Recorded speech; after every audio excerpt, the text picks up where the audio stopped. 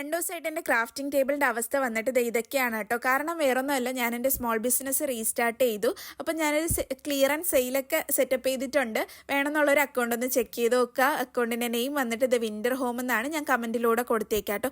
പിന്നെ നമ്മൾ 3K subscribers ആയിരിക്കുകയാണ്. എല്ലാവർക്കും ഒരുപാട് താങ്ക് യു സോ മച്ച്. അപ്പോൾ നമ്മൾ 3K സബ്സ്ക്രൈബേഴ്സ് ആയിരിക്കുകയാണ്.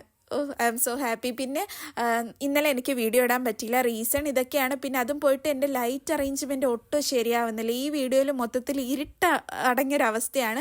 വീഡിയോ എടുക്കുമ്പോൾ മൊത്തത്തിൽ അങ്ങ് ഇരുട്ടായി പോകുന്നൊരു ഇതായതുകൊണ്ടാണ് ഇന്നലെ വീഡിയോ എടുക്കാൻ പറ്റാത്ത കേട്ടോ. അപ്പോൾ നമ്മൾ ഇന്ന് ചെയ്യാൻ പോണത് ഒരു പഞ്ചിങ് മെഷീനാണ്.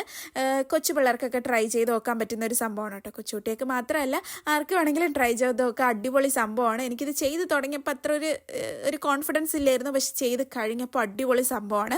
പിന്നെ ഈ ഒരു സ്റ്റെപ്പ് നമ്മൾ പാരൻസിനെ കൊണ്ടോ ചേച്ചിമാരെ കൊണ്ടോ ആരെ കൊണ്ടെങ്കിലും ചെയ്യിപ്പിക്കുക. കാരണം ഇത് കയ്യിൽ കുത്തി കയറാനുള്ള ചാൻസ് ഉണ്ട്. നീഡിലെടുത്ത് ഇതുപോലൊരു ഹോൾ ഇട്ട് കൊടുക്കുക. അപ്പോൾ നമ്മൾ പഞ്ചിങ് മെഷീൻ അടിപൊളിയാണ്. എനിക്ക് ഈ ഹോൾ ഇങ്ങനെ കറക്റ്റ് ഇങ്ങനെ റൗണ്ടായിട്ട് വന്നപ്പോൾ എനിക്ക് ഒരുപാട് ഹാപ്പിയായി. കാരണം ഇത്ര പെർഫെക്റ്റ് ആയിട്ട് അത് കിട്ടുമെന്ന് ഞാൻ വിചാരിച്ചില്ല. അപ്പോൾ അത്രയേ ഉള്ളൂ പരിപാടി.